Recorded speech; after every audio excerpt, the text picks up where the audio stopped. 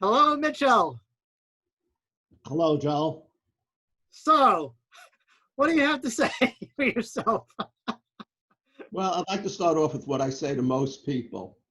I have concerns about a confusion that either I have or you have between what counts as a substantive principle uh, and what counts as a formal principle. So, Joel, as you are well aware, but as there is a possibility that there will be people who are unaware listening to us, uh, Possibly. we have been in dialogue for a long time about an issue uh, that in technical terms is called a meta-ethical issue, but that we have gone into many specific areas and recently I have read a chapter of your forthcoming book, Ethics and Reason. Is that the correct title? I think it is. Reason and Ethics. Reason and Ethics. That's why I asked. I thought I may have reversed things. And uh, and there's one central chapter in which you state explicitly that you are responding to an argument, a general argument that goes under the title of Companions of Guilt. I'll explain that in a second. And that the particular version is your interpretation of my version of that argument. In your forthcoming book, Rationalist Pragmatism, is that the title? That's it. And I certainly recognize how one could think it was my version, but there was a major difference in it. But let me give a little background. The Companions in Guilt argument is in some way saying that morality and moral reasoning and moral beliefs and moral judgments are no different in some important sense than other sorts of beliefs, judgments, forms of reasoning. And therefore, if one wants to be skeptical about or somehow denigrate the status of all of these moral terms or moral categories, one needs to be prepared to have the same sorts of opinions about, let's say, description, or if you will, factual beliefs, judgments, reasoning about facts. Now hold on. Why would somebody want to, as you say, denigrate anything about morality? That in itself could sound odd to a third-party listener. Excellent. Well, I don't, but said maybe it's more appropriate for you to, I mean, I could characterize what I think's going on, but it's always better to hear something from the horse's mouth. And you're the one who's been neighing those particular sounds. No, I've been yaying them. You've been yaying them, right? I've been neighing them. I had the objections from the horse's mouth. But yes, why don't you describe why one would be inclined to be anywhere from skeptical to outright completely convinced that they're problematic in various ways. Yeah. Well, that is actually the subject of several hours of other videos that I have posted in the same location as this one would be posted. And I don't want to, so therefore, take up this video with that. But very briefly, let's just say there is such a thing recognized by philosophers in ethics as skepticism about, well, I don't want to say ethics, about morality. Some people would say ethics and morality are the same thing, but distinctions can be made that I think both you and I would want to observe. So let's say we're still okay with ethics. We'd have to explain, of course, what we meant by that too. But when it comes to morality, which would include things like, thou shalt do this, thou shalt not do that, or in more secular language, more contemporary language, you ought not to do this, you should do that. there are a number of philosophers, contemporary as well as historical, who, well, some of them just outright deny that it makes any sense to use language like that there is any such thing as an obligation, a brute obligation that you just must, ought, should, or not, should not do something. And much to my own surprise, I became one of those people about a decade ago, because prior to that, my entire career had been as a champion of morality in this sense of there being absolute objective obligations, moral obligations. And then there are variations on that theme. Some people think that, well, even though there is no such thing in ultimate reality as objective moral obligation, it's still such a useful thing in human affairs. It serves really essential purposes in human affairs that it would make sense for us to continue to believe that there is such a thing as moral obligation, or at least to act as if we believed there were, to engage in some kind of pretense or fiction that there were, because it's just something absolutely necessary for the smooth functioning of society and so forth.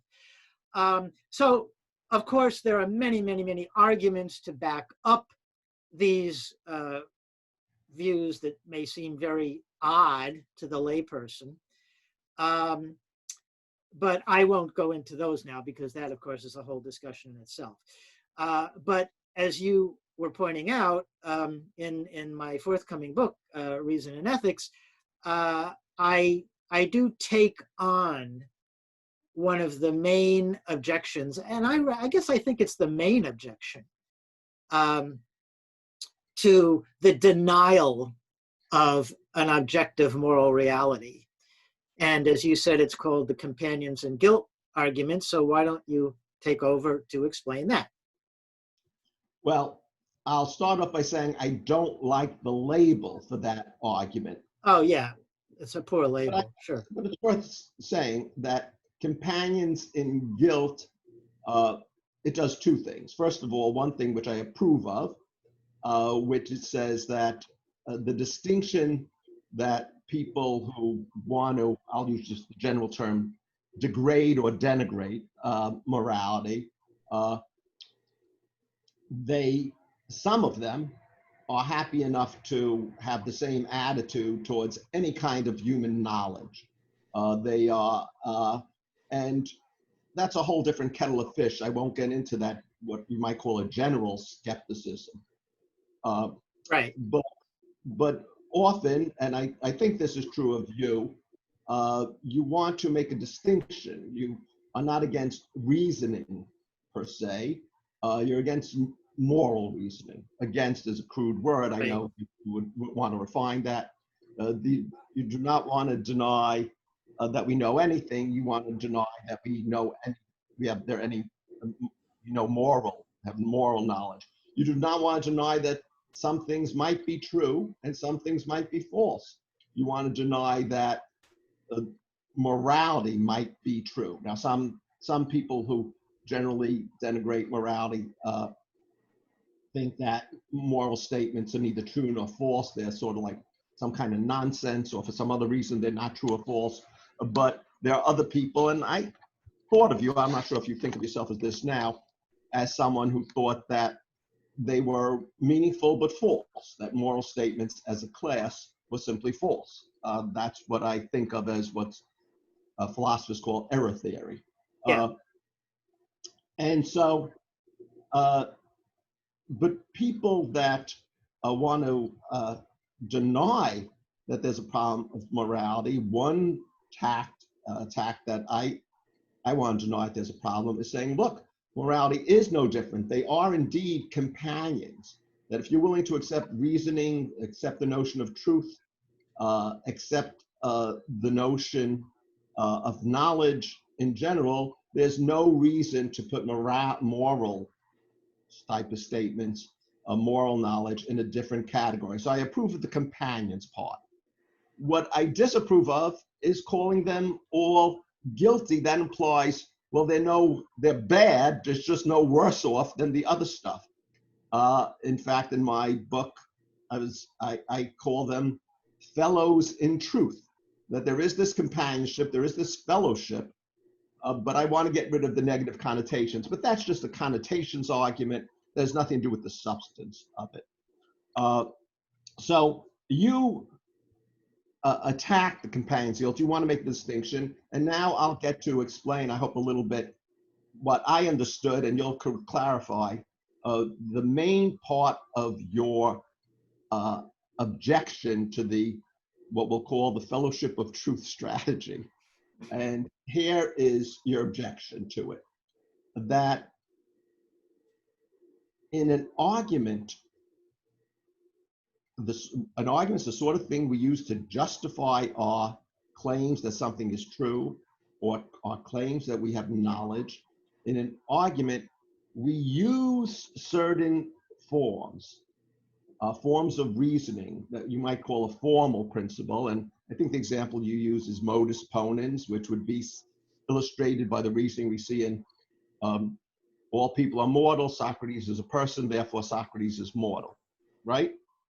And you want to say, well, in moral reasoning, a moral principle plays a different role than modus ponens. It needs to be one of the premises. And somehow from that, you want to claim that there's a real distinction. Do you want to characterize that a little further before I tell you why I don't think that's what's going on, that misunderstands at least the claims that I'm making? Yes, well, in any argument which is logically valid, what makes it logically valid, according to the kind of logic you and I studied in graduate school together decades ago, anyway, but this is pretty much mainstream, I think, is that there is a form, a logical form to which they conform.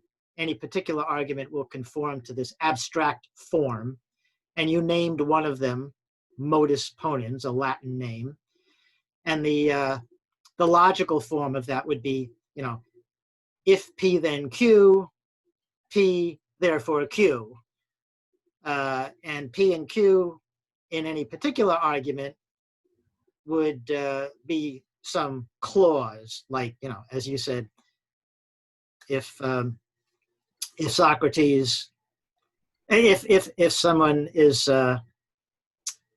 if a person, wait, how does it go? If something is a person, then that something is mortal. Socrates is a person, therefore Socrates is mortal. Right. But there can be an infinite number of different particular arguments that have that same form, and all of those arguments would be logically valid. And what makes them valid, again, according to this way of understanding logical validity, is that they conform to that abstract modus ponens form. But what is crucial to understand is that that logical form is not itself a premise of any of those particular arguments. That there are two premises in the argument. If P then Q, well, if something is a person, then that thing is mortal. That's one premise. Socrates is a person. That's another premise. Okay, but it is not a premise of the argument that if P then Q and P then Q, therefore Socrates is mortal. So, Joel, let me stop you there, because I agree with all of that. Let me give you another. But we have to explain the reason it wouldn't work is that then we would have to have another logical form that new argument conforms to, because now that argument has three premises instead of the two that we started with.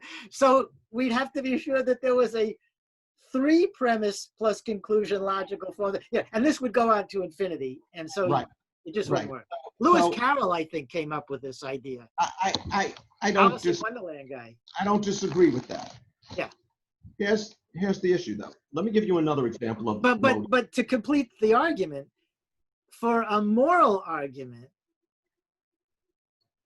to be valid, it does have to have as a premise a moral principle.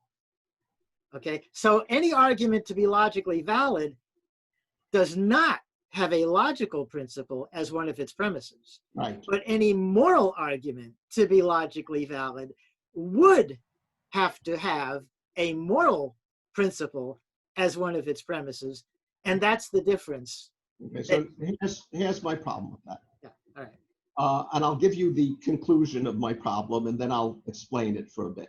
You know what, excuse me a minute. For the audience at home, I keep forgetting that I have to, oh yeah, I keep forgetting which screen I have to click on so that the audience at home will see it. Yeah, I think that one worked. There was, before I was speaking for a long time and it wasn't showing me.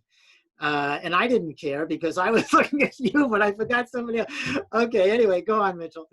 Let me say for the audience at home that I am completely indifferent to the production values in this. So. Oh, I think you can see I am also, but I think the audience. I apologize in advance if this is, for those reasons, unwatchable.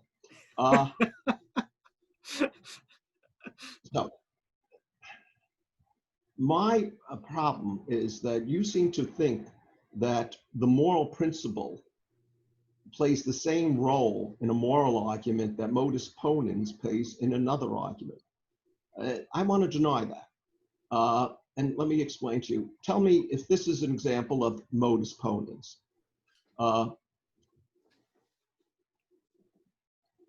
It is always wrong to torture cats. Socrates is torturing a cat. Therefore, Socrates is doing something wrong. I guess, you know. Is it a valid argument? Yeah. Yes. Just like all men are mortal, Socrates is mortal. I mean, Socrates is a man, so therefore Socrates is mortal. These are two arguments that are both mortal. Now, I don't have to invoke modus ponens in my argument, the moral argument, just like the one about mortality doesn't have to invoke modus ponens explicitly. We utilize modus ponens. Now, it is true. I use the moral principle as part of the argument, as one of the premises. Exactly, yeah. But that is, you could not make your argument about Socrates' mortalities without using a premise such as all men are mortal. You need to use a factual premise of some sort. My claim is... Oh, yeah. No problem. So wait, hold on a second. Let me do. My claim is not that moral principles are logical or are parallel to logical principles. I don't claim that at all. I'm not claiming they're like logic. I am claiming that moral... I know you don't. That's why it's a refutation. I am claiming that moral principles are the same as any kind of generalization that could be true or false. I claim that they are empirical principles like the principle all men are mortal. Now, you would have to defend the principle that all men are mortal. And you can do that with other things, and it could go on forever too, right? Right. So, of course, anything I would use to defend that principle would itself have to be defended, et cetera, et cetera. Mm-hmm. Anything that defended the principle that all people are mortal would have to defend that principle, and that would go on forever. Right. So the question is really, to me, not one of the substantive versus the formal. The question is whether a substantive moral principle, like a substantive factual principle, is truth liable, can be true or false. Right. In my view, given now there's a lot of machinery behind this, and that's why I feel I have spent time with notions of truth, that if one has the correct or the most plausible, or to me the most acceptable understanding of the nature of truth, there is no bar to thinking that a moral principle is liable to be true. Yeah, I don't want to make an issue of that either. Well, No, then I I don't would see say, how the argument goes through. oh, well, this particular refutation that I gave was one of two or three that I gave. And this one had to do with, I don't even know if we would want to take the time to go into this now. This had to do with the particular way that I took you to be presenting the argument, the objection, companions and So guilt, let me ask you then just companions this and virtue, question. whatever you want to call it. Why do you think it might be that I'm sure we're both, I believe, what philosophers call fallibilists. We think on any individual thing we might be wrong. Including that, by the way, Excuse me? including that idea, we might be wrong that about anything we might be wrong. Let's say that's true too. Why do you think that while we might be wrong, it's perfectly acceptable to accept as true all people are mortal?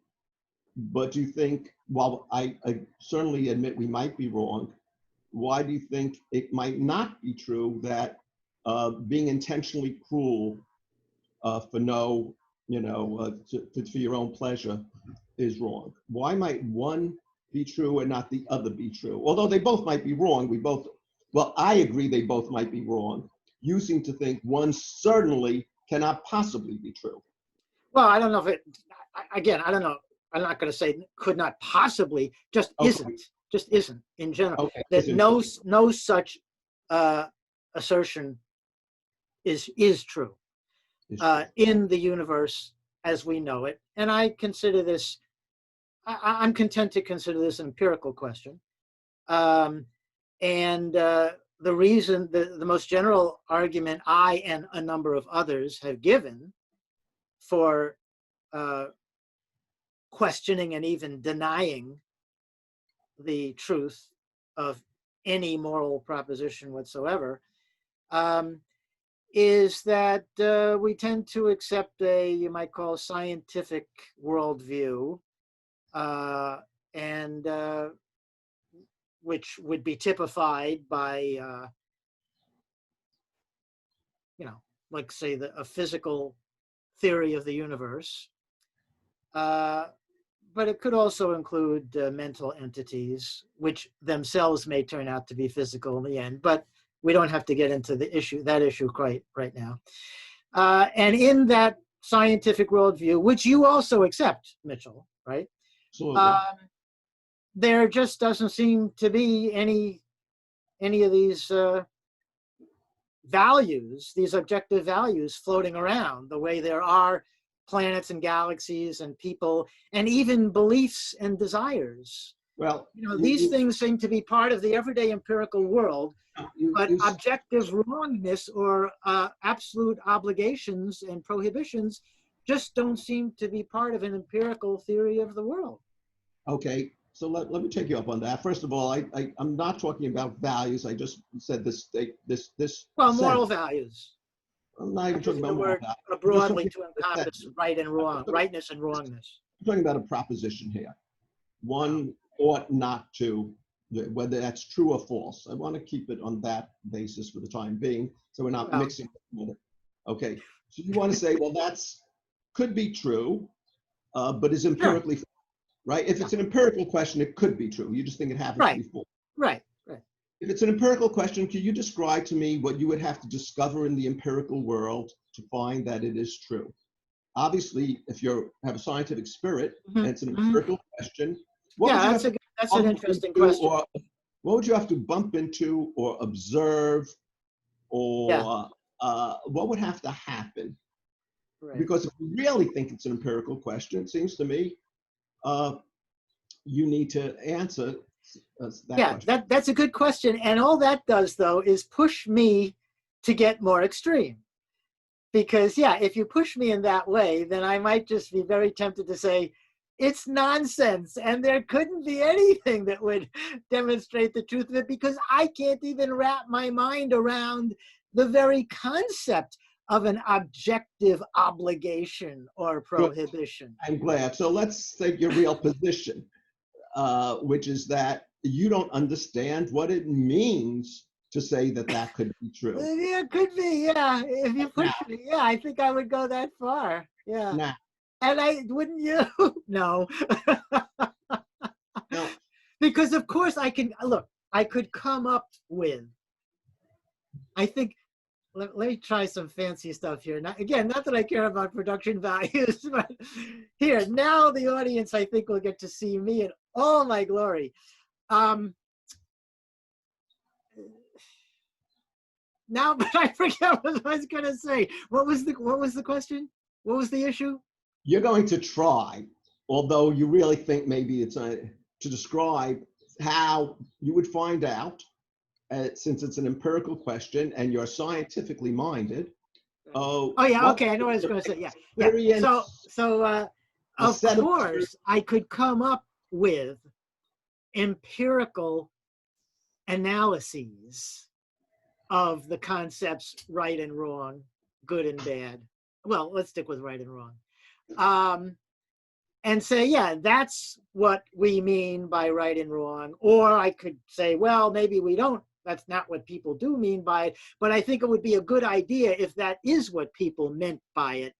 And then in that way, we could salvage the truth value of right and wrong. But I don't want to go there. And for reasons which I could go into. I don't want you to go there either. I don't want you to tell me, well, I could say that, right is when people touch their nose and wrong is when people don't touch their nose. Yeah, right, exactly. Right. That's what you do with free will, though.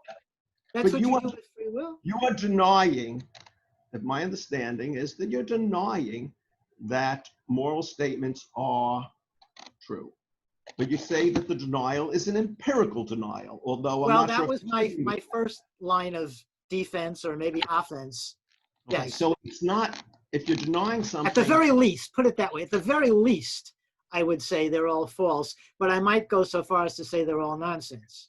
Right. Well, if you're saying they're false because it's an empirical statement, I want to know what you've observed based on your. Well, I have nothing to say. I have nothing to say. Fine.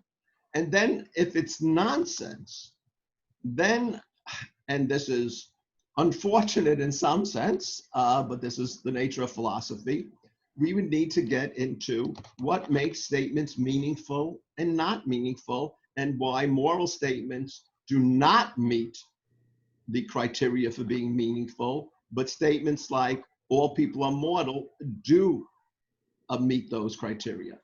Well, okay, let me take a stab at that, about why I'm motivated to say what I've been saying. Because if I started to offer you an empirical analysis or an analysis of right and wrong such that they might be true or false, and I'll give you an example or two, I would find that they just don't work. So for example, I think a very common understanding of right and wrong is that they are what God says are right and wrong. That's what it means. They have some kind of divine sanction or approval or something like that. Or it could just be like a list like the 10 Commandments. That constitutes the empirical content of right and wrong. But I don't believe in God. You don't either. So that's not going to work. Okay, so somebody else could say, well, we might still want to leave God in the picture or something like God. Maybe karma, which doesn't require God. Well, right and wrong have to do with some kind of reward or punishment that is waiting for you as a result of what you do, possibly in a future life if you're reincarnated. So you shouldn't be eating animals because if you do, you might be reborn as an animal and then somebody will eat you or something like that. Well, but you and I don't believe in reincarnation either. So going through the various things that right and wrong could mean in such a way that they can all be falsified, results and they're all being falsified. So that's how I would say, okay, just by enumeration or just by going through, or iteration, what do they call it? Going through a whole bunch of suggestions of what right and wrong could mean in such a way that they could be falsified, we come up with nothing that's viable. Ergo, I'm willing to concede maybe they're just nonsense to begin with. Okay, go on.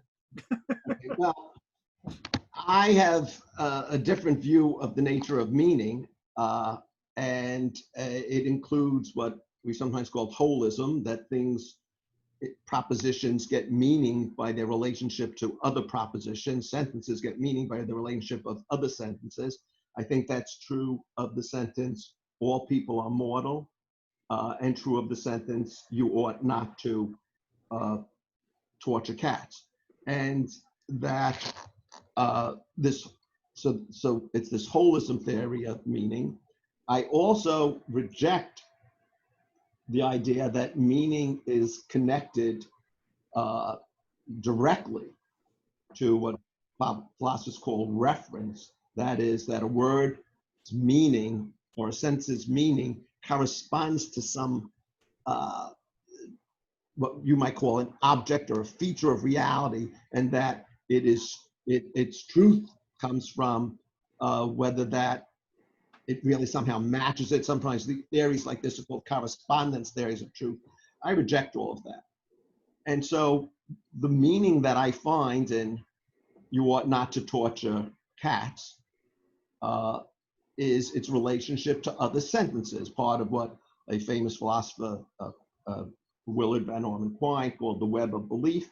That is a place in the web of belief. If you ought not to torture cats, and if Tabby is a cat, and if you are torturing cats, then it follows that you ought not to do that, because that's the connection.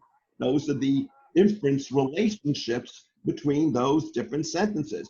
If Socrates is mortal and Socrates is a person, so basically these inference relationships create a context around any sentence. So if you ask me to explain the meaning of a particular moral sentence, I'll tell you what it is entailed by and what it implies. And so I've attached a meaning. So that's how I get meaningfulness to them. Now you may think that's a wrong semantics, but then I'm partial to that too. So if that's, then we have attached meaning to it. So now the question is, okay, so let's say you're willing to grant they're meaningful.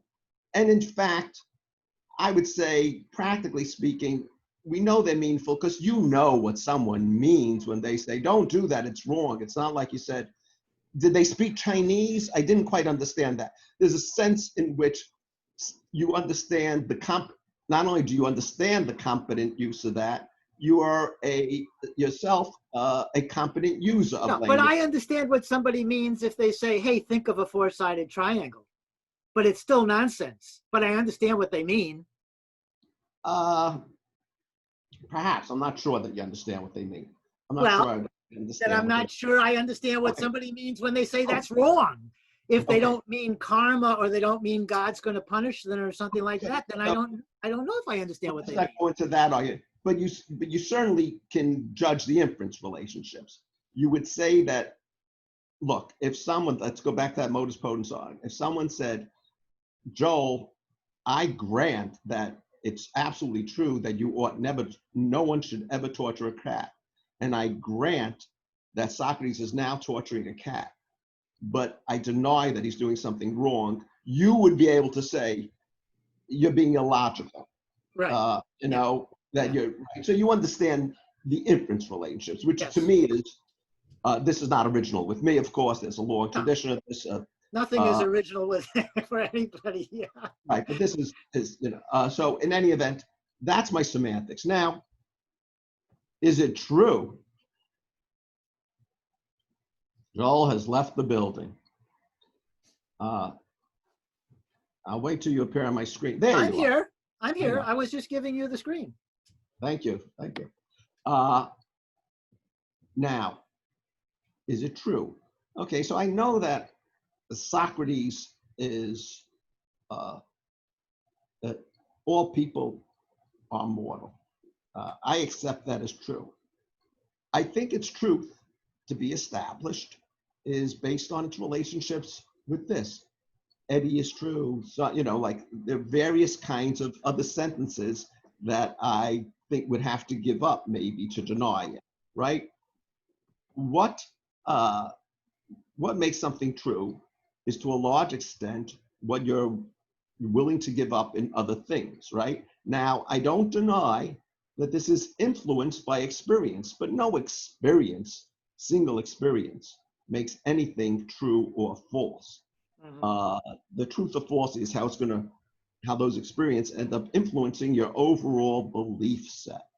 So I have no reason, and I've yet to hear a reason to distinguish, since it looks like it could be meaningful to me on the same basis that anything is meaningful.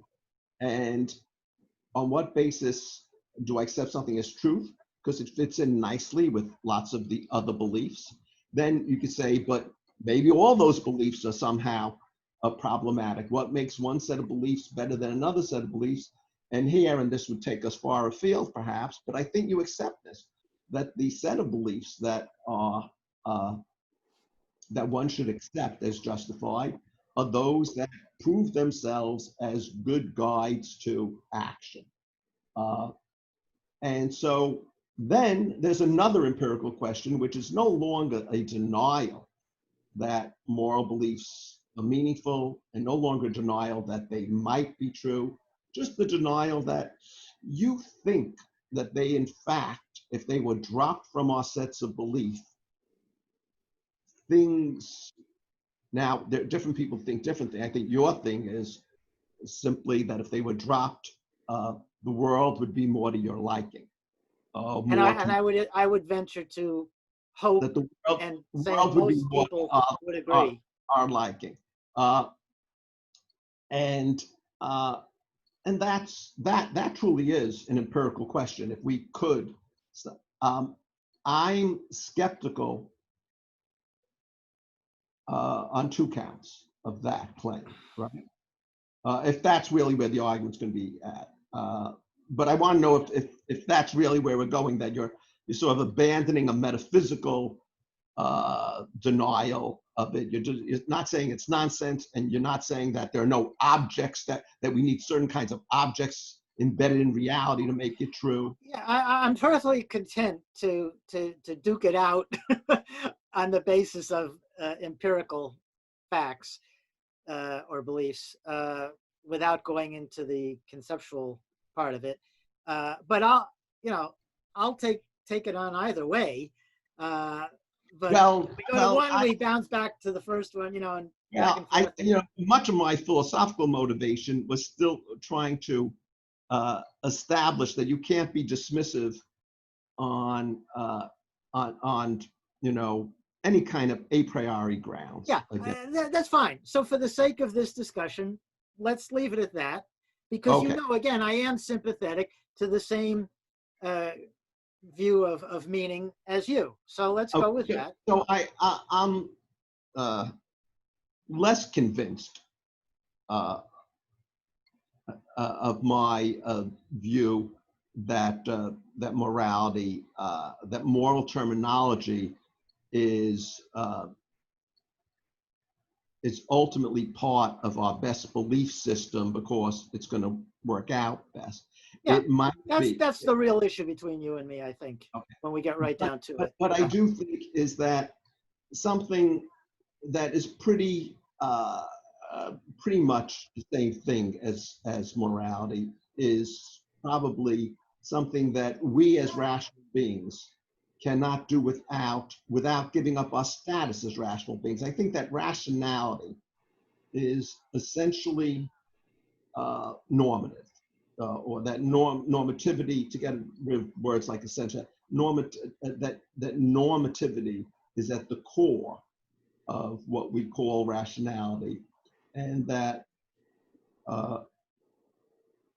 once we have that normativity, we necessarily are going to apply it not simply to beliefs, but to practice. In fact, I'm not sure we could really understand what it is to have a belief completely divorced from practical implications of Do that you want belief. to explain to the audience at home what you mean by normativity, Mitchell? Yes. That something can be correct. Here's a simplest way of thinking of it. If we apply the notion of being correct or incorrect, or perhaps the idea of adequate or inadequate, we're making a normative judgment, right? You could describe everything in the world without using those terms. This atom is here, this atom is there, that proton's here, this is there, this affects the nervous system in this way. This person is now going to say that they are perceiving green. This person is going to say that it's not green. We're just describing it. At no point as the describers of this do we ever say, but they're making a mistake. But that's wrong. That's incorrect. They are in error. They're saying they believe that if they do this, this will happen. This did not happen. That, we just describe it. We don't say that, oh, they were therefore wrong, right? We never applied the words right, wrong, correct, incorrect, adequate, inadequate, any sign of evaluation of the correctness. We only describe things. So here's what falls out. What falls out is notions like better or worse, good or bad, correct or incorrect, adequate or inadequate, a whole host of things that normative is attempting to capture. Now, I want to claim that normativity, that rationality involves normativity. Notice I'm not saying that rationality is necessarily, and this is ironic because I'm going to use a normative word about rationality, good. I think it's quite possible from my perspective, to watch something and see it flourish and have a great deal of pleasure and live. In fact, this is my view of many things in the universe are very successful. Of course, I'm using my notion of success, perhaps rats, cockroaches, rocks, redwood forest trees, planets, black holes, I don't know, all sorts of things, right? Based on some criteria someone might want to come up with, are more successful, right? So I'm not even saying what rationality accomplishes is necessarily the best thing to accomplish. Oh, are more successful than beings who are rational? Is that what you're saying? Yeah, yes. So if someone might say, oh, we'd be, quote, better off without rationality, first of all, in order to say that, you have to be a rational being. You have to use rationality to say that, but it might be true in a sense. From a rational perspective, it might be better to be non-rational, okay? I'm willing to grant that. Yeah. Nonetheless, so when I say I think there's no doubt about it. okay, so when you say there's no such thing as, obligation is terrible, what I want to say is something like obligation. I'm not sure that word with all its connotations is necessarily the best, but something like saying that you are being irrational, you're being incorrect, rationally speaking, which is not necessarily a great thing to be correct rationally, but you're being incorrect from a rational perspective. That makes sense to me. And I think as long as we are rational beings, there's a long philosophical tradition that claims that's our distinguishing feature, right? That we are, and for better or worse, it just seems to me we're stuck with rationality. Now, there are people that are not rational. You think there are people who are, you mean Yeah. on some occasion? I can name. I have a 8-month-old nephew who is not rational. I know a 97-year-old man who is completely not rational. And I worked for a number of years in psychiatric facilities in which, although most of them were actually, I think, fairly rational, there were a couple that were irrational. I would claim, along with some philosophers too, that indeed, if someone, we couldn't recognize their rationale, we didn't see them as rational, we would, we could recognize them as human, but we wouldn't really recognize them as people. We wouldn't, and all sorts of normative things we wouldn't apply to them. We wouldn't, and in fact, now are these people not irrational or non-rational? Non-rational, irrational. I mean, we could parse, the difference between the two. But and legally, it's interesting to me that it's this very little concise sentence, which we need a lot to parse, and legal scholars and philosophers of law have talked about it.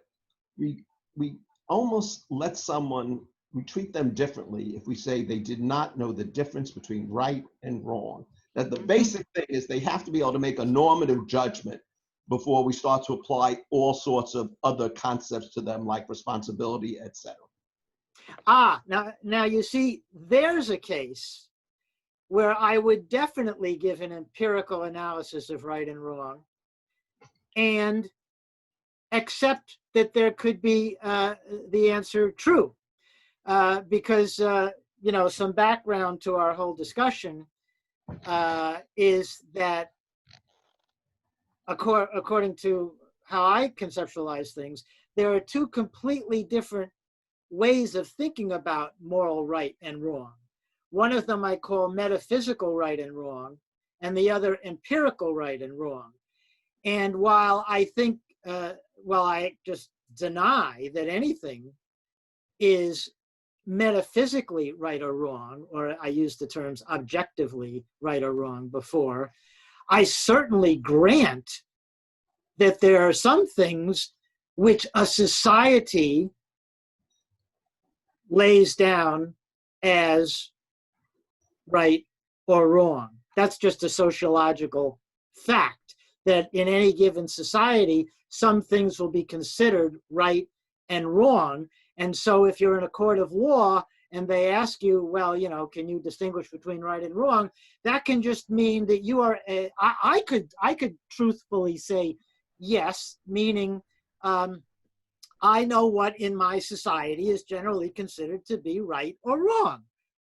Joel, let me stop you there. I think you're misconceiving what's going on there. They're not saying, oh, I could, let's say everyone in, let's make up some society, right? The Vulcan society, right? Considers it wrong to ever touch their face, which now we've come to believe, right? Hey, here we are. Pre this pandemic, I'm transferred there, and I'm put on trial for touching my face. And then you can say, well, he didn't know that that's wrong. He's just ignorant. That's not, ignorance of the law is not considered a defense, and we wouldn't consider that a defense if someone said, oh, I didn't know that. Nor if I said, no, but I could be incapable of cognizing. Let's say someone didn't understand. I think when they say they didn't understand the difference between right and wrong, they're not saying they disagree with us, our society, about what's right or wrong. They're saying they are incapable of that very concept, that distinction between rightness and wrongness. Well, that's what's going on. That's an interesting question. That's what's going on, I think, in insanity defense. You can't simply say, hey, I didn't know most people think this wrong. I never thought of it as wrong. And they say, well, that's why you're a criminal, because you didn't understand. That's very interesting. That's very interesting. But you're not a criminal if you, that's why an infant is not a criminal. That's why a demented person or an insane person. It's not like a sociological difference. It's like they can't make out this difference. I wonder, that's very good. But I wonder if there's you've got me thinking now, I wonder if there's a conflation, a throwing together of two different things in this, this court of law locution. Because suppose you got on the stand and you said, of course I know the difference between right and wrong. I think it's right to go around murdering innocent people, and this, that, the other thing, torturing animals. And, of course I know the difference. Now, do you think the court would consider you to be sane if you just disagreed on the particular things that you believed were right or wrong, but clearly could manifest the ability to distinguish, but I definitely disapprove of people helping their parents. That's outrageous. It seems to me that person has a conceptual grasp of the difference between right and wrong, but just disagrees on which particular things are right or wrong. And I think that person would be considered insane in a court of law. What do you think? I never thought about this. Yeah, it depends. I guess, there's obviously a lot of context to this, and law courts, like any human institution, don't act with a perfectly coherent theory. But the Nazis at the Nuremberg trials, they were convicted. And they certainly had a lot of different ideas on a whole range of particular things about what's right or wrong. And insanity defenses apply. Now, we could say, well, they were clearly, to a certain extent, my attitude, but it's clearly, I think, wrong. But on a one gut level, I feel like someone has done some horrific crime. They say, well, now they have to decide whether they're insane or not. I say, wait, if we agree that they did this, of course they chopped up a family and cooked them up and ate them. You don't have to go through anything further to find out whether they're insane or not. Right. That just shows you, of course, that sanity is itself a normative concept. Right. But I think behind that, and indeed, there's very few successful insanity defenses, and some people think there shouldn't be any insanity defense at all. But it is quite clear that we sanity clause, as we know. We laugh from our perspective. We think there's some grave conceptual error or empirical error going on in medieval times where they used to try animals, right? By the way, I think animals are rational, but I didn't want to go there, Mitchell. That's another I know that's another, as you would say, kettle of fish. And I don't want fish in kettles either, by the way. Right, but it strikes me as there's something deeply wrong, whether it's conceptual or empirical, I don't know, about a dog attacks some other animal or a human and kills it. There may be we could discuss what ought to happen. It's an issue, Mitch. Jessica Pierce and Mark Bekoff have written a whole book explaining in very convincing way, I would say empirically, with analysis of concepts thrown in, of course, that and other animals can indeed manifest moral wrongness or something approximating it, something to be held responsible in our terms. I certainly think that we could decide that some being is dangerous in order to be made incapable of being dangerous, right? No, that's not what I'm talking about. That they actually would have a sense themselves. The animals themselves would have a sense that they had broken the rules, as it were. So I don't. That's an empirical question to me. Then I don't know. Like when two dogs are playing with each other, if one of them goes too far, that dog would be punished typically by the other dog, and that dog would manifest a certain sense of having, infringed upon the rules. And, let me use a different example. Let me just say about the dog business. I'm not an essentialist about anything. I suspect our normativity has been gradually built up from many steps. So I would be unsurprised to find, normative elements in other places in the universe, including, what we typically have called non-rationals. Well, let's say something like a tree. Now, I don't know I don't know if there's an internal life of a tree or if there's anything like sentience or anything like that.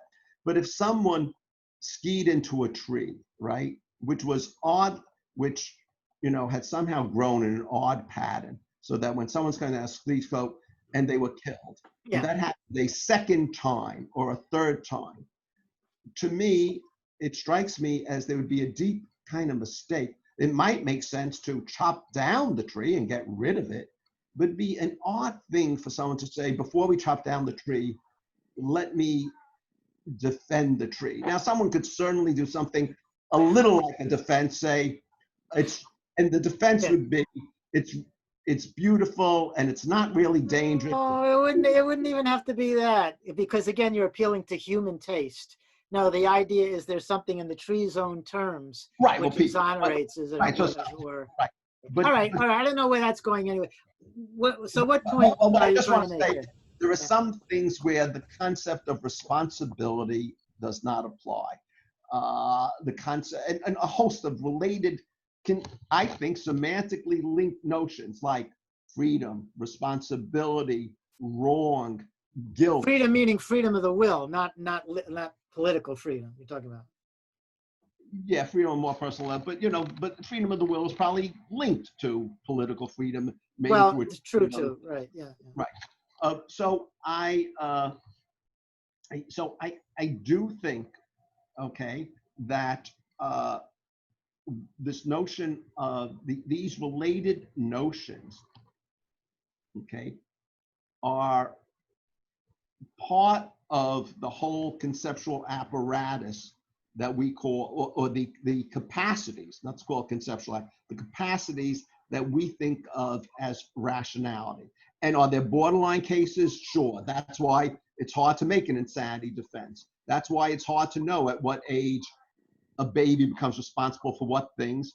It's hard to know whether you should put dogs and pigs and horses on trial, maybe.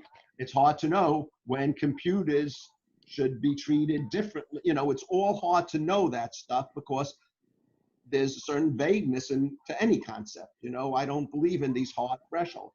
Nonetheless, just because there are vague borderlines does not mean that there are paradigmatic cases and clear cases that fall clearly on one side of the threshold. Okay, so where are we going with this? What we're going with this is, now we're going back to the empirical thing. Remember, we're discussing whether we should abandon moral terminology, whether that would, in some sense, work. What I want to claim is that in order to keep this cluster, that embedded deeply in this cluster of capacities that we call rationality, are judgments about actions. And to me, judgments about actions, applying norms, applying notions of correctness to action, is not inescapable that we can't do it. It's just that we would stop being rational if we did that. Practical rationality, I think, is necessary for theoretical rationality. And so I don't think it's really an option for us if we remain rational, if we remain who we are. Now, we could do it. We could decide, I could take a pill that would turn me into a tree. And so it's not like we can't do it and say, you know what, it's better to be a tree. No. All right. Okay. So I guess my position, let's see, how do I get myself here to talk for a minute? Okay. So I hope, I hope the audience is seeing what I'm seeing on my screen. I never know with this program. My position would be that society could function, our individual lives could function at least as well as they do now, and I would even think better by my standards, if we got rid of the moral normativity from our language and even from our attitudes and our social institutions, but retained a notion of rational normativity, which I would apply first and foremost to beliefs and only derivatively to actions and other things. And that filling in the gap to enable us to make decisions, policies, have motivations, and so forth, filling in the gap would be our desires, which is a fraught term. Of course, any term turns out to be fraught when you're a philosopher and start thinking about it. But, you know, we can discuss that further if you want, but just speaking with the vulgar now. So we're left with our desires, what we want, what we don't want. I would even throw in what we like, what we don't like, what we're favorable to, what we're averse to, things like that. These are psychological phenomena, which I accept as real, even though they might ultimately be some kind of brain activity, but I still find it useful to speak of them with mental terminology. And all I recommend, I certainly am not going to say we should do this, because I'd be contradicting myself.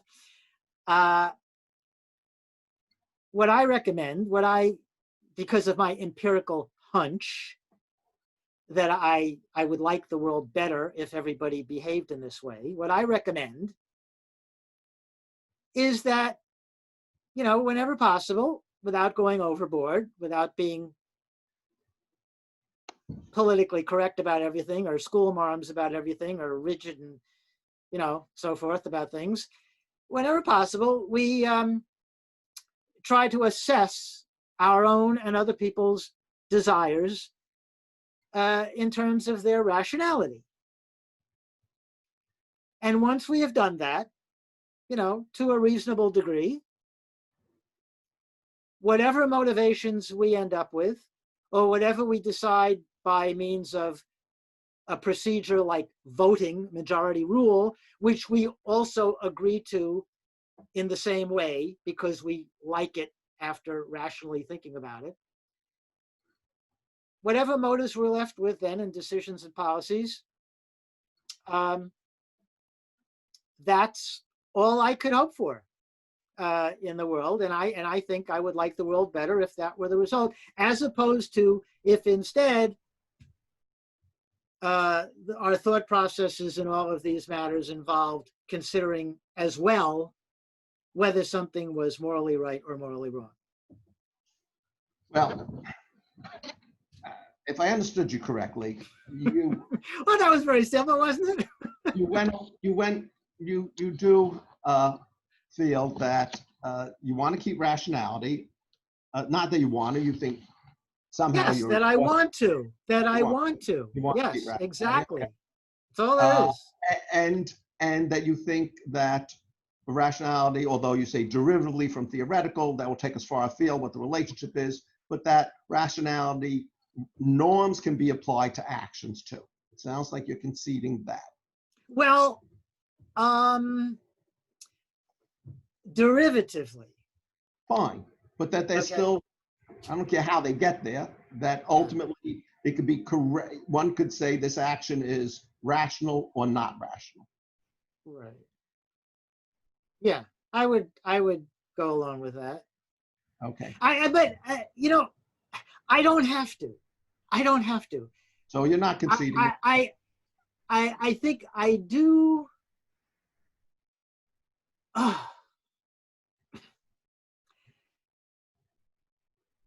Well, let me see where you go with that, because it depends what you do with that terminology, whether it will bother me or not. So let me see what you do with it. I think it will bother you because it's going to conclusion where you'd have to abandon some long-held theses. Okay, then I'm against it. then you should be against it. First, let me. There are parts of, I think, what you believe that I agree with, but I put in a quite different context. I'm sorry to interrupt, Mitchell. You know how I hate to interrupt. But let's, again, clarify for the audience at home, if they're still with us after all of this. Why would a person like myself, and again, I'm not the only one to do this, why would a person like myself be so concerned about not applying the attributes of rightness and wrongness to actions, especially when I'm willing to concede that they might be rational or irrational? You know, what's the difference? Who cares? You know, it's just different words, right? And they're both normative notions. Well, in a nutshell, the reason is this. It's my empirical hunch, and there are actually scientific studies to back this up, but you can find scientific studies in social sciences to back up any thesis you like, okay? So I'm just going to humbly say it's my empirical hunch that the use of the terminology of right and wrong, and also good and bad, but we can put that aside for the moment, right and wrong, gets people riled up. And you know how I hate to be riled up about anything, right? And when people adopt an attitude of that's right or that's wrong, you know, and by the way, by sheer coincidence, it usually turns out that what people believe is right is what they believe and like, and what people believe is wrong is what they don't believe and like, you know, but the other person does, right? By sheer coincidence, right? But when somebody adopts this attitude, that's wrong, you know, they get really adamant about it.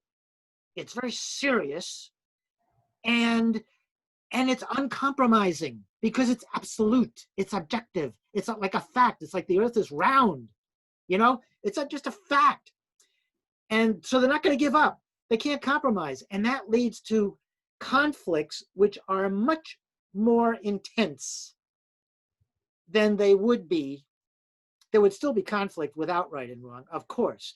But the conflict tends to be more intense and insoluble without the possibility of compromise, et cetera, so long as people cling to the belief that various actions are right or wrong. So that's just some background about why I and people like me care about this issue.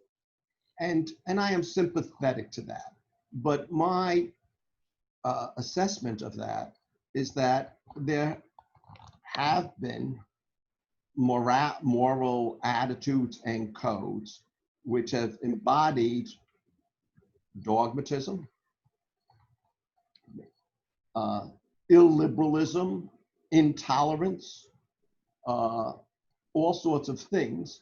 And I think a point in your favor is that in many times and places, that has been the overwhelmingly dominant one, and it still is a prominent form of normative discourse in possibly every society. But I do think that this kind of what we used to call moralism is not necessarily part of any kind of moral attitudes. Indeed, I think it is bad morality. And I think that in part, the advent on a political level of the notion of a liberal morality is in contrast to that, is combined with non-dogmatism. And I would say empirically, at some level, this is becoming more and more widely recognized that more and more, if you point at who are the moral heroes throughout history that we now think of as moral heroes, someone like Pope Francis, who's one of his reactions was, you know, about the gay people. Who am I to judge, right? When we think Yes, when we think of that's amoralism. What? That's amoralism. But I don't think amoralism. Yeah, right. I think of no moral. I think of him as non-moralistic in a different sense of the word. It was like Jesus, you know, let him who was without cast the first stone and so forth. And, right, which is not saying that sins don't exist. Well, just right. Okay, yeah, right. And so I think it doesn't have to be amoralism, but it's sympathetic to it. That one. So I certainly am sympathetic to your hunch, what you call it. I would say it's a pretty well-grounded belief that dogmatism, intolerance, a certainty that you are right, quick, being judgmental as often as possible about every little thing as possible is not only not something I approve of, I think is itself irrational. Oh, Okay. okay. I thought you were going to say immoral. Well, and to me, the way I use the word morality is simply rationality applied to one's practice. And in particular, we tend to use that practice in relationship to other people. Now, here's where I think we have a substantive disagreement. I'd like to go into this now. Because if you want to use that term that way, then fine. Then then I believe in morality too, if that's the way you want to use the term. So right, I said we already established that you think rationality. But I still wouldn't want to use the language because it gets people riled. I mean, I'd want to know which languages you'd want to use to describe what's irrational practice. You don't want to use the word wrong, fine. You want to use the word. You don't want to use the word mistaken, fine. But Mitchell, look, again, I would still have objections, but people by and large are not Pope Francis. See, that's the problem. These are the exceptions, and they don't prove the rule. Okay, but so look, I'm not sure that I would have. I'm not sure how language would work. But if you could give me a redescribed language, and then make the claim that here in this redescribed language, and I think it needs more than just a hand waving, we wouldn't use moral terms. I want to see what kind of terminology we use and how it would function, and say that that's more likely to generate Pope Francis type attitudes and ideas than is words like right or wrong or guilty or blameworthy and stuff like that. Sure, I'm skeptical that you could devise such a language that would ultimately perform all of the same emotional and attitudinal functions, because I think people's judgmentalist, is rooted in psychological stuff that gets filtered into their form of rationality rather than. Yeah. But be that as it may, I want to go to another place, and that is on the notion of objectivity. You said, I want to fill in the gap. I'm not sure exactly what gap you were talking about, desires, right? That's the phrase I believe you used. We could roll the tape to get it more precise. And I agree that that part of the assessment of an action, we need to take into account. You use the word desires. I prefer to use the word goals, but something that is, and this essentially subjective. That is, comes from individual people. It comes from their experience, their preferences, their needs, their wants, right? But I want to claim, and I claim this is no different on a practical level than on a theoretical level. What's crucial, if one wants to be rational, one needs to try and be objective. And what objective means is not finding something else that is not subjective, as you, I think, pithily put it in describing my view, is that objectivity is simply intersubjectivity, the overlap of subjectivities idealized as a kind of taken to the limit. Taken to the limit. And what I want to claim is that in our practical relations with, we need to be involved with other people, that because they provide an objectivity, because since objectivity is just intersubjectivity, no intersubjectivity, no objectivity, no subjects, that the status of each subjective contribution to that has to be taken as part of the real mix. And that's all reality is to me, is I take the various subjectivities and I treat them as equal in arriving at the norm of correct or incorrect. We never completely arrive there because A, we never reach the limit of intersubjectivity. B, our subjectivities are changing all the time. Our desires in your language are changing all the time. Their desires are changing. New desires come into play from totally new sources. And so it's a process going on, but that this is what rationality is about. And so I think we're, in agreement about a lot of stuff. But to me, where this all ends up is the reason I want to defend morality is because I think in defending morality, we have a better chance at arriving at the correct moral attitudes, where I fear that saying, oh, the whole business of thinking in moral terms will still leave us stuck with morality, but not consciously be able to shape it to the form. That's an interesting point. That is an interesting point. Yeah, because I have become rather skeptical, to put it mildly, that we can really ever rid ourselves of moral attitudes, moralist attitudes. And so, yeah, as you said, to be stuck with them and yet have no direct, way of dealing with them other than just to wish them away, pretend they weren't there, try to override them all the time, struggling against ourselves every step of the way. Yeah, that's a very interesting empirical point. Good. Good one, Mitchell. And how about that? It's good and I don't like it. See, I'm refuting myself. No, because rationally, I have to agree that that's a good point. So it does, but of course, okay.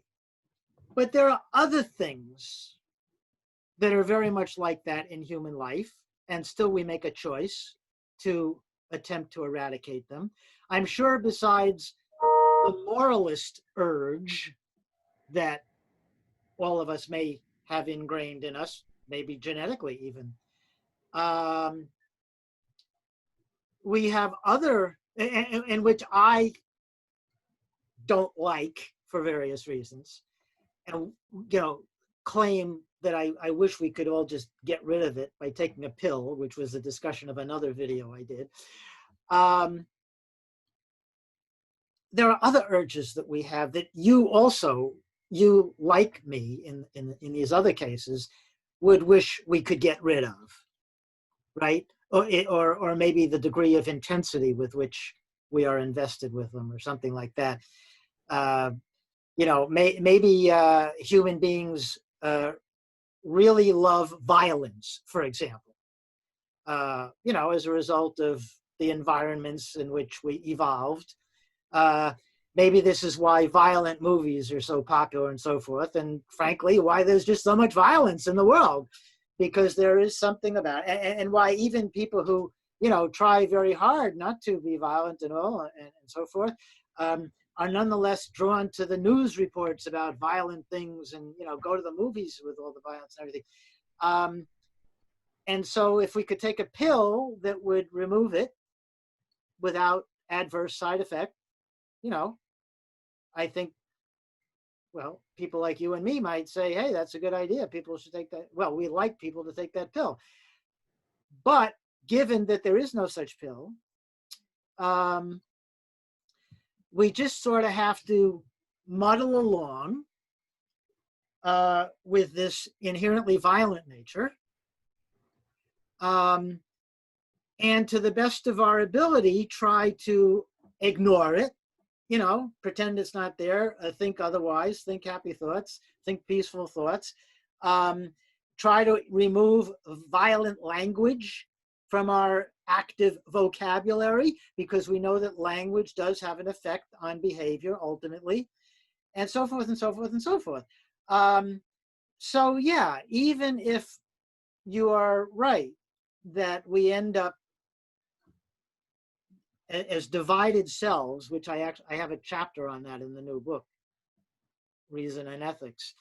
Even if we would end up with divided selves if we were attempting to rid morality from our thinking and speaking and behaving, it might be worth it. So what do you think of that? Well, again, I want to be clear that we don't equivocate, that I'm content and in fact would love to see us get rid of moralism in the common sense of moralism, a moralistic, being moralistic. So I do want to get rid of that. But if you're using moralism in the more philosophical sense, the sense that I think, you tend to, be against it, I do think that it's different than our inclination, however deep and thoroughgoing our inclination to be violent is. I don't think it is at the core of our nature, so to speak, insofar as we can use the concept of nature. It is something that I can imagine what it would be like to be a human, be a person, and be completely have no violent tendencies, to have no normative tendencies strikes me as to stop being a person. Now, I want Well, to again, but I'm accepting some normativity, rationality. Well, I accept rationality too. I just want to apply it to action. So again, Well, so do I. Okay, so then we're but not inherently, as derivatively from rational beliefs. Well, but you'd still, I mean, we can go through that chain of thought, but what I want to do is saying that, yeah, I want to derive it from rational beliefs. I just want to claim that you should, one ought not to torture cats for the fun of it could be a rational belief. And then, therefore, when I see you torturing a cat, I want to say you are being irrational. And since you're being irrational in a particular kind of way about your treatment of another being, then, and when I'm doing philosophy, I can use the word immoral. Now, I may agree with you that perhaps we get no extra benefit about calling it immoral. I don't care about that so much. If no, you no, can no, no. make an argument that we should just say when someone is torturing a cat, instead of saying you're guilty, you're bad, you're wrong, we should say you're making an error of judgment. You're making No. That's no. I'm not simply going to use like irrational where you would use immoral or morally wrong. No, because I would say, let's pick an example which is not so fraught. Well, we want to deal with the fraught examples too. Look, if somebody's torturing a cat, I don't want that to happen. Okay? I seriously don't want that to happen. And whatever I can do, short of, this without, well, obviously putting myself at extreme risk or something because there's a madman with a knife and who knows what. But, whatever steps I can take that a moralist would take as well, I would take to try to stop them. But I would not be, just because I don't like it a lot, I would not jump to the conclusion that the person doing it is irrational, no more than I'm not, wait, let me stop you there. I don't want to claim that the person is irrational. I want to claim the act is irrational and that they are acting irrationally at that moment. Or that the act is irrational. So you don't want to say they're making a mistake. You do not want to claim they're making a mistake of any sort. No, well, first of all, I wouldn't necessarily know what the situation was, okay? Right, but for me, something becomes rational if this. A person has thought about the intended action, has made reasonable efforts to do relevant research, to use a fancy term, find out what the relevant facts are, has not made any mistakes of what I would call logic, in reasoning about those facts and is not in an emotionally agitated state such that, well, that's sort of a given if the person has already reasoned rationally and everything, logically, I should say, has reasoned logically. And then whatever motivation the person is left with, I would say, hey, if you want to talk about rational action, that action is rational for that person. It's relative. It's completely relative. Let's stick with this example. Now, hold on, Mitchell. So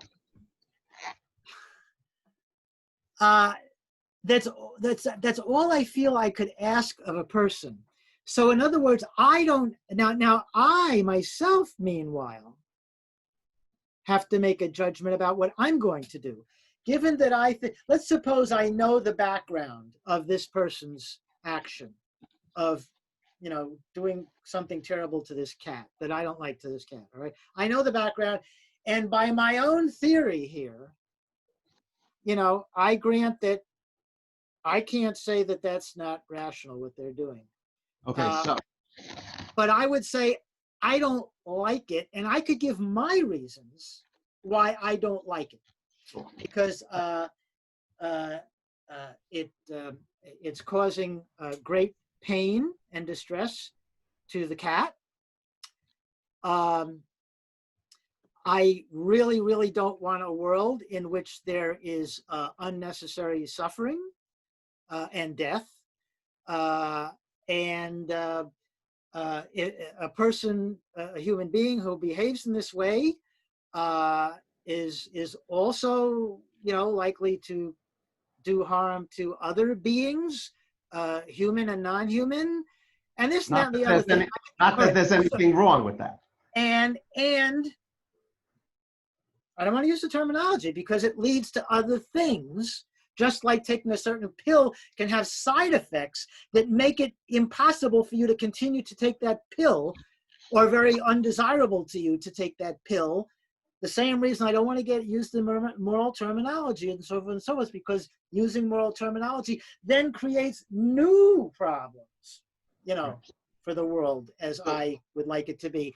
So I would therefore conclude that my decision to take forceful action to stop that person from hurting that cat was rational for me to do, because that's just what I was motivated to do after having thought through the whole situation, including considering the motives and background of what that other person was doing.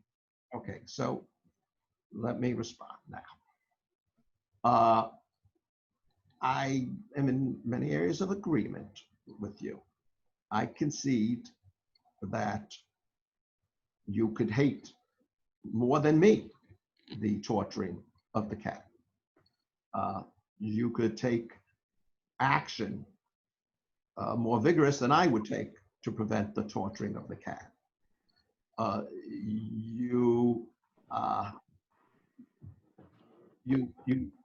We could understand why that person was torturing the cat. And when I say that I think the person's making a mistake, I'm not dogmatic about it. I could be wrong about that.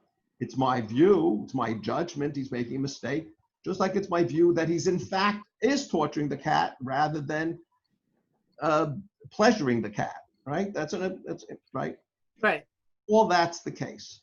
Nonetheless, if he is in fact torturing the cat, it is my view, although I could be mistaken, that one ought not to torture cats. I think that's true, that statement. You don't think it's I don't think it's true. You don't think it's useful. I mean, I think earlier. That's why I don't think it's true, because I accept the same. You just don't think it's useful. Yeah. To use it in a semi-technical sense now, understand those listening who are not analytic philosophers. It's my view that that person is doing something that is irrational. Now, I could be wrong about whether in that particular case, right? Right. I guess. But it's my view that person, and here's where the irrationality that comes in. I believe to be rational is to act in accordance with true beliefs. Okay? Well, it's got to be more than that, because you could have all true premises and a true conclusion, and it could still be an illogical inference. Right. Okay. So it is more than that. I mean, I think to be rational is to act in accordance with a justification. A justification is an argument whose conclusion is an argument that's sound. So something like that. You know, we have to go. That's why we write books, because there's a lot of details. Okay, so it's to be moved by a sound justification, right? So another technical term for the audience at home, sound. Okay, look it up in Google. Now, why do I say that person is making a mistake? Is because my concept of truth, to go back to the semantics, is that we arrive at truth by trying to be objective. Objectivity requires intersubjectivity. So now the question is, do the cat's desires play into things? Okay. Now, I think, given all my other beliefs, that the cat's desires do play into things. Okay. And I think that once the cat's desires play into things, that ends up having us endorse a principle. There'd have to be a whole elaborate argument that one ought not to torture cats. So I think this person is acting subjectively, ignoring what objectivity requires. Now, it might be the case that once the cat's desires have played into things, things work out differently, and it is okay to torture cats. But I do require that other people's desires, indeed the desires in this case of cats, in a more convoluted way, but still end up being required for objectivity. Now, it might be, as I said at the beginning, I'm wrong about the conclusion that you ought not to touch cats, and it's always difficult to figure out what other people's desires are, but that restricting the rationality of your process to your own desires is a mistake, because you cannot approach objectivity that way. And if you're not approaching objectivity, you're not striving for truth. And if you're not trying to act in accordance with truth, that to me is being irrational. Now, we are all far from perfectly rational. And I think one of the biggest sources of our irrationality is really trying to figure out how to, and being sufficiently motivated to take the desires of other beings into account. Having taken it into account, it's a very complicated thing, and we're probably going to get it wrong for other reasons.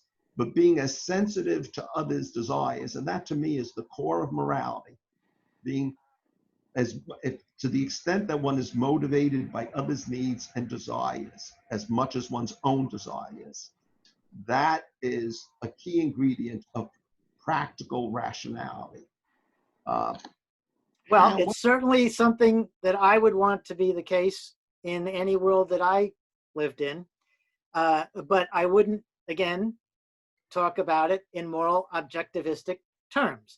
It is, I would like to live in that kind of world, but I know that there have been plenty of people, and are plenty of people, who would reject that. You might deny that for various arguments you have, but I think it's relevant and telling that you talk about torturing a cat as the example you use, because the kind of example I would use would be, having a hamburger.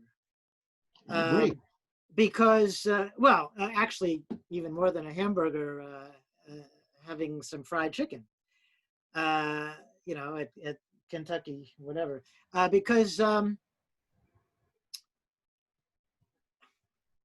our great moral society, including many individual human beings whom I love and admire,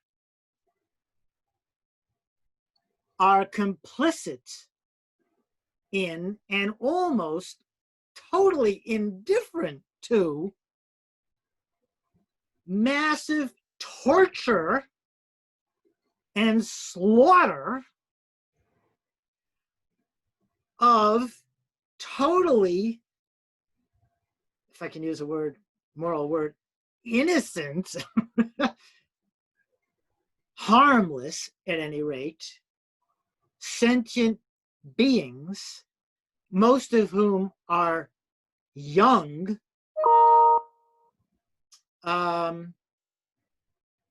in the hundreds of billions all the time, and think it's perfectly morally okay. And some of them would even insist that in some circumstances it was morally obligatory, like for certain religious observances or even holiday celebrations and things like that. Yes, but Joel, Yeah. let me take that example. I agree with you that what they're doing, I shouldn't say I agree with you. I would say what they're doing is wrong. You don't want to say that. I say that going in and eating a Kentucky. Let me finish my argument. The point that I brought up. I'm sorry. And the reason I brought that up was that I came to believe just what you're saying, that it's wrong. About, I don't know, 15 years ago, something like that. Probably, yeah, in a big way, 15 years ago, when I was suddenly becoming aware of the magnitude of this atrocity that, if only in terms of sheer numbers of sentient beings, is the greatest atrocity ever intentionally perpetrated by human beings, period. Nothing can hold a candle to it. And when I had this stark realization, I was so morally outraged that in effect I became, what would it be called, a misanthrope? A hater of humanity.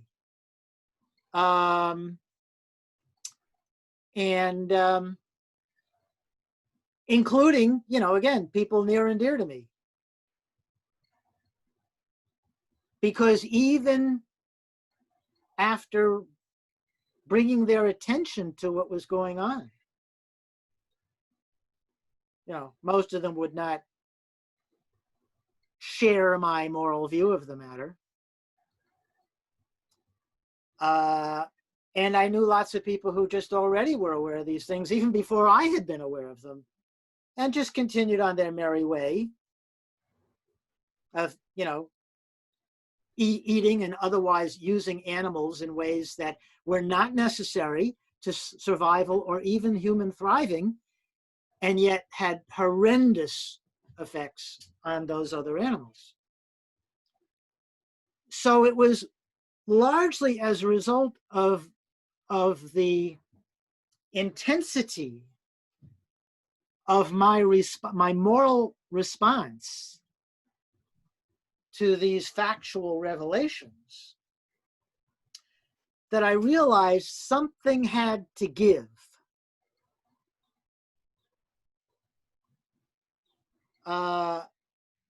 Either I was going to become an enemy of humanity, have no friends, and possibly even be motivated to do, extreme things that would be totally in accord with what I believed were the objective facts.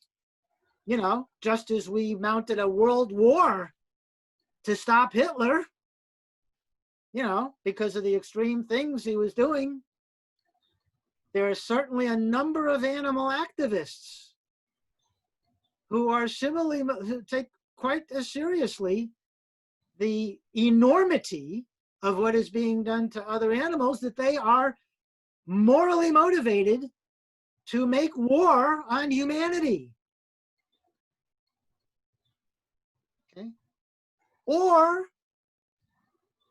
what suddenly happened at about the same time, which is very interesting, and I don't really know how much this is cause and effect, but at about the same time, I became aware of an alternative, which was to stop thinking in terms of right and wrong. Because the same kind of intense feeling I have about the moral outrageousness of the way most people without a thought treat other animals or are complicit in the treatment thereof, and many other things with the same intensity. Many people who are doing those things that I so intensely dislike and think are morally wrong, those people with the same intensity think are okay or even right and obligatory. And so that the only way to, quotes, resolve those issues is to be killing one another, ultimately, which we've seen again and again and again and again, and to this day see in human history and human affairs. Well, having had that breakthrough that there was an alternative of just not thinking in these moral terms, I now find myself feeling very intensely, very deeply, that I don't want people to be eating other animals, except in extreme situations, where there's nothing else to eat and so forth. I really don't want it, but I am, constantly fighting with myself, struggling not to moralize how I'm thinking about the issue, so that I can approach the people who are doing these things with, well, the same compassion that I'm bringing to my feelings towards the animals that are being tortured and killed.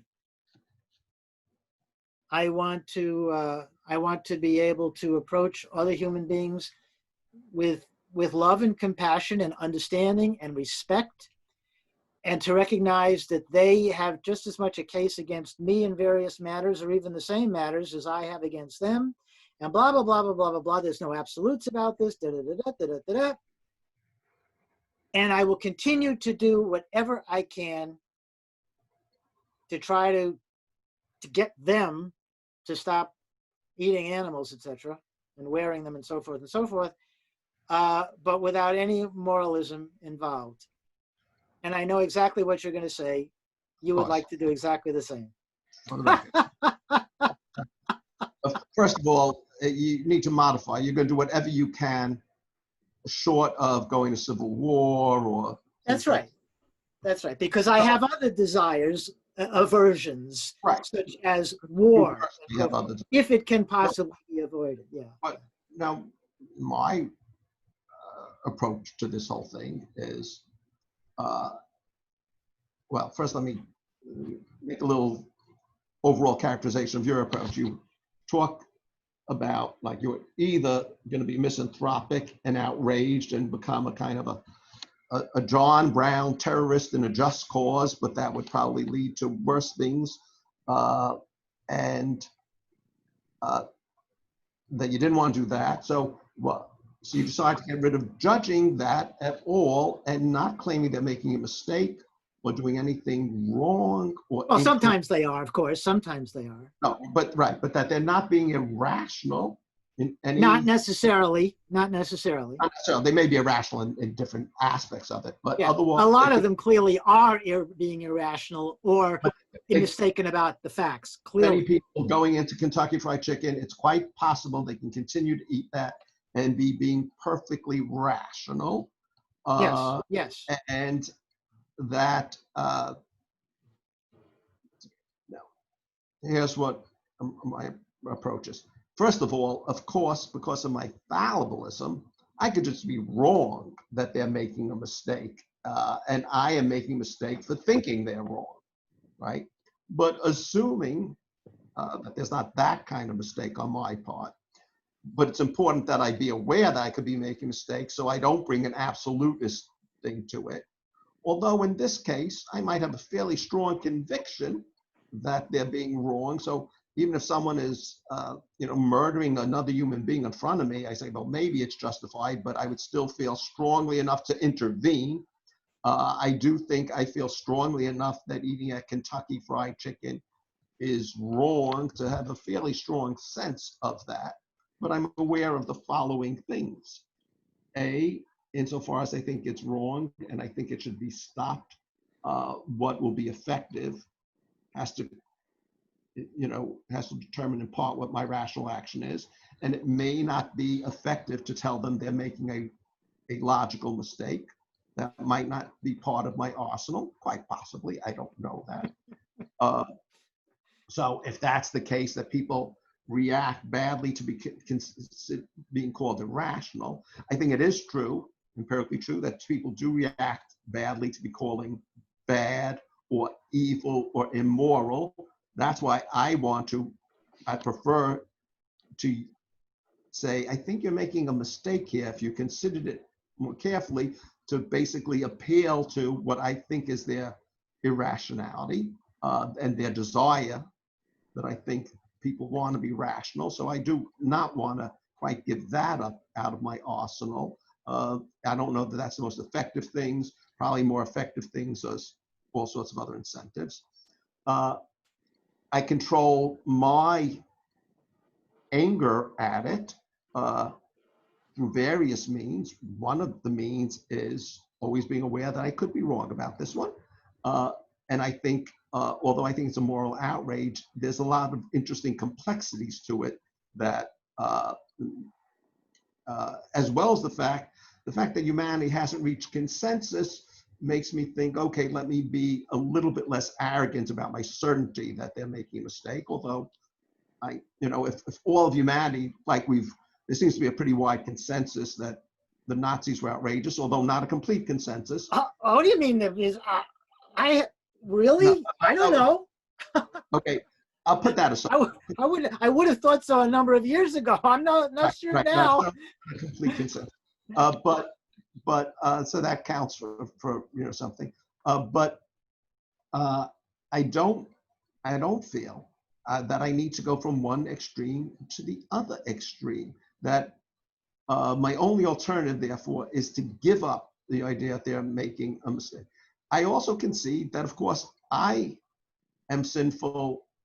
Well, I personally am sinful in that I'm further from, just like you are, I think, a very good vegan, you would be the first to concede that it's probably impossible. You could be even more extreme in the exploitation of animals. Of course. Right? Yeah.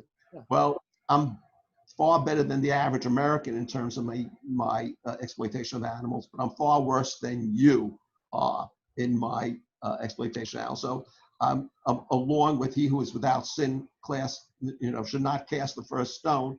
So I am sinful in that particular area as well as all sorts of other areas, but that doesn't mean that I have to give up the concept of sin. It just means that I have to be more compassionate to sinners, as well as more humble about my certainty that I know what's sin and I know what's not sin. Yeah. That's compassionate to sinners. Again, it's so arrogant sounding to me. I understand, but if I could put it in different languages, I was just using the colorful language. But that's what we're talking about is language. And why do you want to cling to that? Is it just a purely theoretical thing that you want to? I just, the thing is, there's been this a well-developed metaphors, from religious language I mean, Yeah, which you I don't want to know. get rid of. Of I think it's very useful sometimes to. course it is. I don't, I don't think as a scientific concept, all sorts of words are useful, but they're very good, useful, and certain, like the word soul. I would say like it's not really good for the soul, even though I don't think there is any such thing as a soul. So scratch that. If it's like chalk on a board for you, let me say that one does not have to give up the notion that one can be making a practically doing something that's practically irrational. Okay, one can allow for the notion of practical irrationality. Okay, it's not a choice of I either have to give up the notion of rationality in practice, or otherwise I'm going to get outraged at human lack of rationality. Now, it is true, humans fall short of practical rationality, including ourselves, constantly. And given that, one has to accept that, or one could easily I become a didn't deny. I can attribute irrationality to an But I actor, mean, but irrationality in the particular, it's a relative notion. right? Well, If they're not reasoning logically, for example, I would attribute irrationality to them. well, but I want to include that they're not reasoning well if they have abandoned the notion of objectivity. I believe in objectivity. You seem Yeah, to but think you've that redefined objectivity. You've given it a very special, peculiar, technical, I can feel bizarre analysis. you believe in objectivity too. Uh, In uh, science, right? well, let's see. Do I? Well, What's an example of your thinking that I think in believe in objectivity? I believe that if it is true that the word that something is true is to say that something's true is to imply that it is true objectively. What does that mean? So when we claim that I don't know, some scientific fact that water boils at 100 degrees centigrade, or that this particular subatomic particle has a negative spin or a charm of such and such, right? That although I'm a fallibilist, that might not be objectively true. It might be objectively true. Now, in other words, it might be true. It just might be true, right? Yeah. So I want to get rid of all these additional words that just don't add anything, So again, so this goes all back to all the semantics and the notion of truth. The way I parse those things that are true, it comes down to a discussion of truth that does not depend on the correspondence theory of truth. I reject that. Okay, again, our audience. Listeners, right, to the idea that what makes something true is, and there's many different views of this, but the word correspondence is meant to capture a lot of these views, is that water boils at 100 degrees. That statement, that proposition, that belief, that sentence is true because it has a relationship to some part of reality. And if it's in that relationship, it's true. And if it's not in that relationship, it's not true. Mm-hmm. That's the essence of it, okay? And to say that something is objective, right, that the statement is objective or the belief is objective, is to simply say it is true, that it has that relationship. I think this is a misconceived theory of what's going on when we attribute truth to something. And so all I want to say on the practical stuff is that once you get rid of that, the inhibition that you have about using the word objectivity to practical actions loses its force. And so I want to say that, look, they're objective in the same way that science is. Now, I do admit, although I didn't like the companions and guilt aspect, my strategy is a fellowship of truth. If you're willing to give up not simply the notion, okay, of morality, if you're willing to give up the notion of objectivity altogether, then you could say there's no such thing as morality. But I think in giving up the notion of objectivity, you're throwing out science. And I would say even deeper, you end up throwing out really common sense, in the sense that humans have common sense, and that you're just abandoning rationality altogether. And for better or worse, we are rational beings, or aspire to be fully rational, which we never achieve. So that gets back to what we're particularly discussing now, objectivity. Do you buy into any of your beliefs about scientific beliefs, historical beliefs, aesthetic beliefs? I don't care if it's Bach wrote good music, Napoleon was emperor of France, water boils at 100 degrees, black holes exist, or one ought not to eat chicken, patronize Kentucky Fried Chicken. Do you think that some of them are objective and some of them might be objective, might be true, others might not be true? The notion of objectivity. I feel like if you're willing to grant the notion of objectivity, and I think you need to grant that if you're going to employ any notion of rationality. I don't think there's subjective rationality. And there's all sorts of technical philosophical arguments that I allude to that would not be of general listen from Wittgenstein and Davidson and private languages. So my answer is yes and no. A great philosopher recently deceased said such That's thing. right. That phrase comes from Joel Kupperman, who was our teacher, our beloved teacher, who passed away recently. Wonderful man, brilliant man, very nice man.